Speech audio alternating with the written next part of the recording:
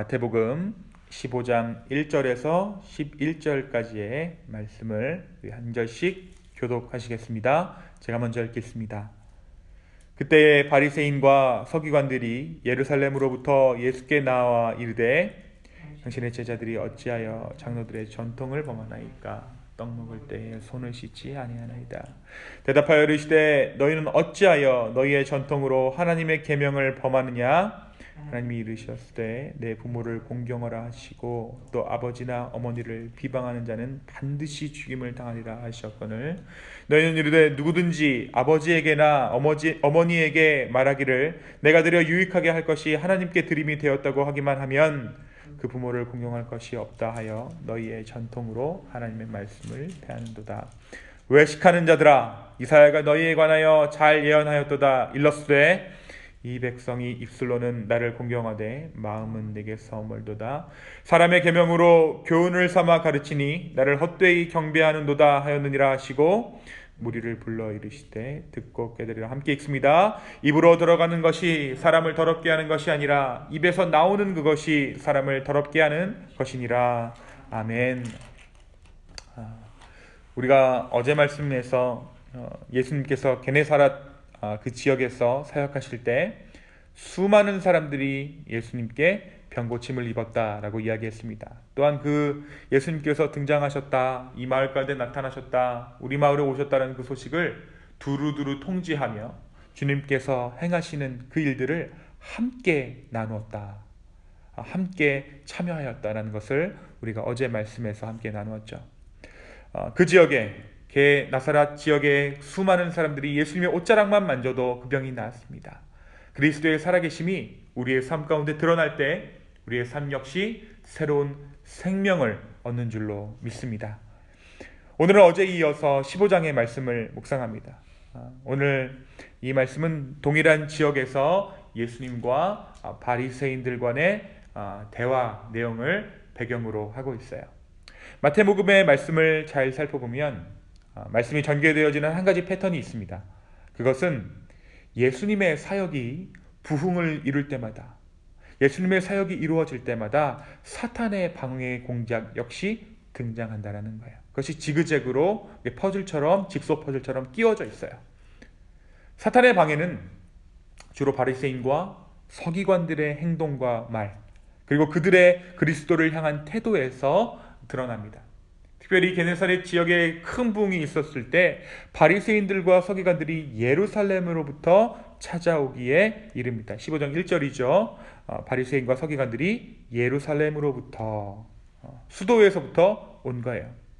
이들은 예루살렘에서 예수 그리스도에 대한 진상을 파악하기 위해 파견된 공식 조사단이었을 것입니다.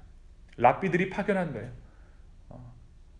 그들은 예수님의 제자들이 떡 먹을 때 손을 씻지 않느냐며 트집을 잡습니다. 그들이 트집을 잡을 게 없죠.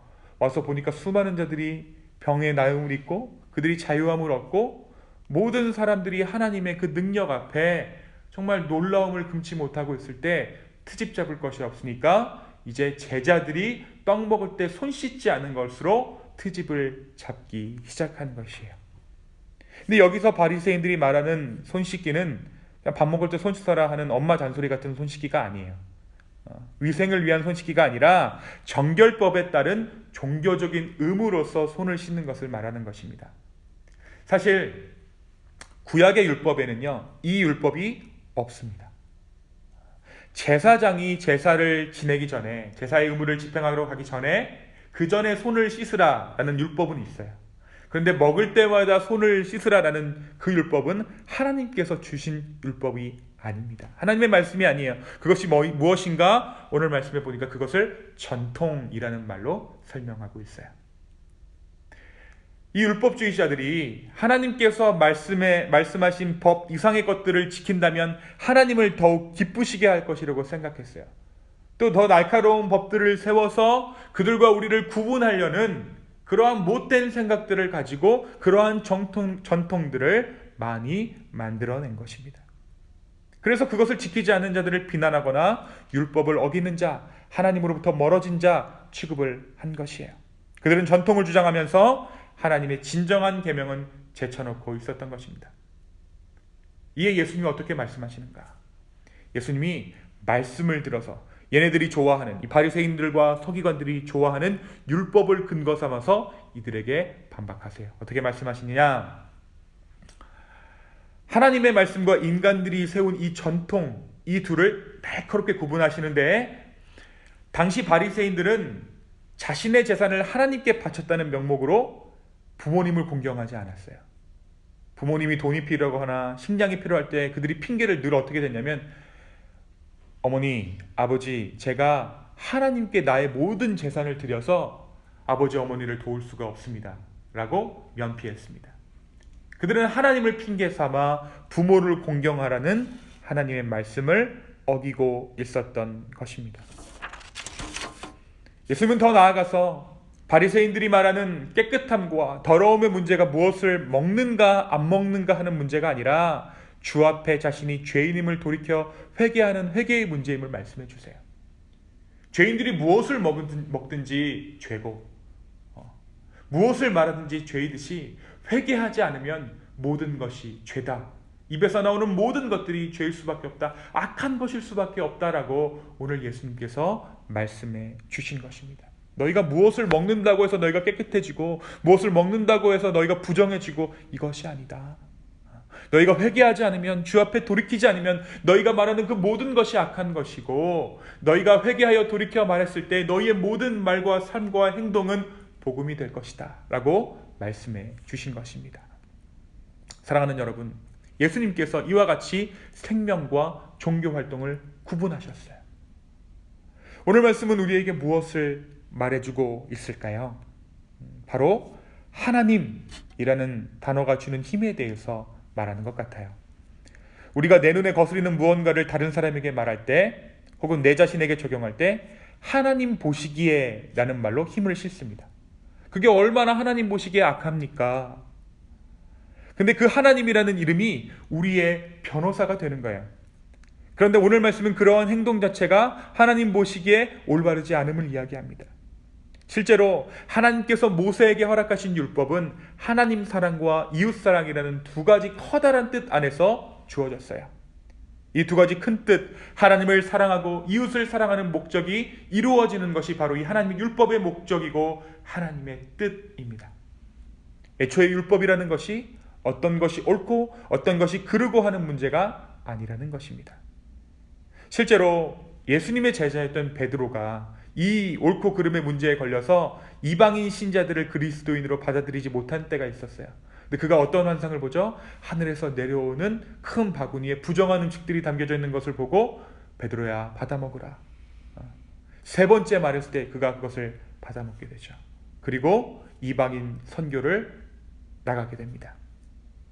음식 정결법이 그의 발목을 잡았던 것이, 하지만 하나님의 뜻이 어디 있었습니까?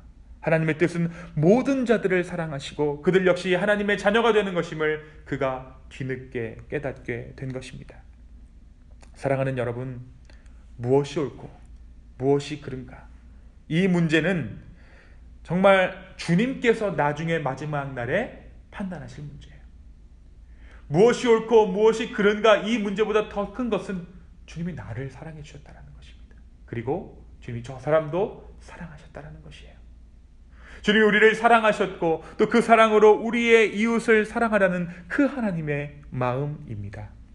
오늘 이 주님의 크신 뜻을 따라 살아가게 되기를 예수 그리스도의 이름으로 축원합니다.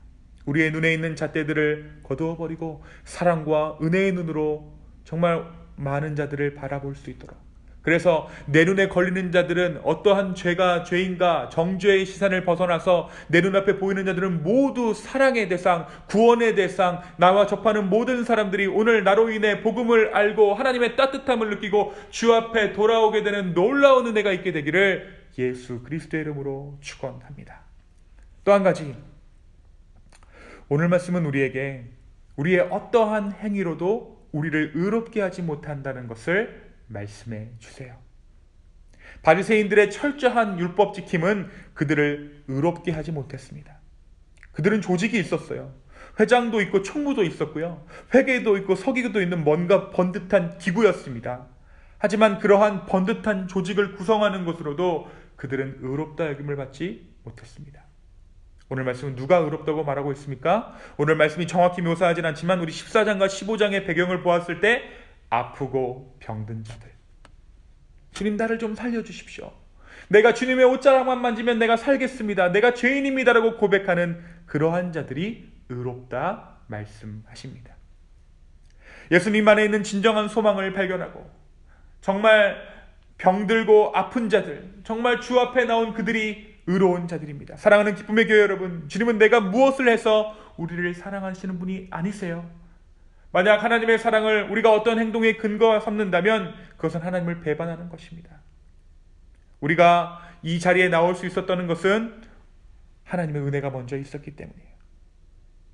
하나님, 우리가 이것을 해서 하나님께서 우리를 사랑해 주시는 것이 아니라 하나님께서 우리를 먼저 사랑해 주셔서 우리가 이곳 가운데, 이 자리 가운데, 이 은혜의 자리 가운데 주님의 은혜를 사모하며 나올 수 있었다라는 것입니다. 주님 앞에 이 은혜를 먼저 감사하게 되는 저와 여러분 되기를 소망합니다. 또한 이 기쁨의 교회가 무언가 하나님 앞에 무언가를 갖추어서 하나님께서 기뻐하신다? 아닙니다. 주님은 이미 우리를 사랑하셨고 이 교회를 만지고 계시고 앞으로도 영원토록 함께해 주실 것입니다. 예수님 안에 있는 이 진정한 소망을 발견하며 정말 간절히 부르짖는 수많은 병자들처럼 오늘 이 아침에 우리의 마음이 낮아져서 다시 한번 주님 앞에 우리의 삶을 드릴 수 있도록, 그러한 기도의 시간 될 수 있도록 정말 주님께서 함께 하시기를 예수님의 이름으로 축원드립니다. 이 시간 함께 기도하겠습니다.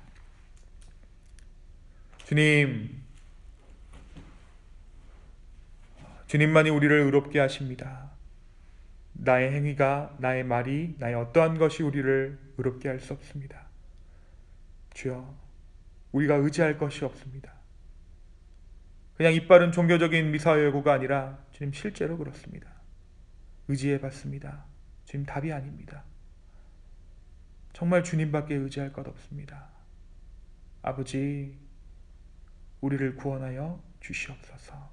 오늘 우리의 기도 가운데 우리와 함께하여 주시옵소서. 그래서 다시 한번 예수 안에 있는 그 생명을 오늘 이 아침에 발견할 수 있는, 그 생명으로 하루를 살아가며 나의 이웃을 사랑할 수 있는 주님, 주의 자녀 되게 하여 주시옵소서. 감사합니다. 이 모든 말씀 예수님의 이름으로 기도하였습니다. 아멘.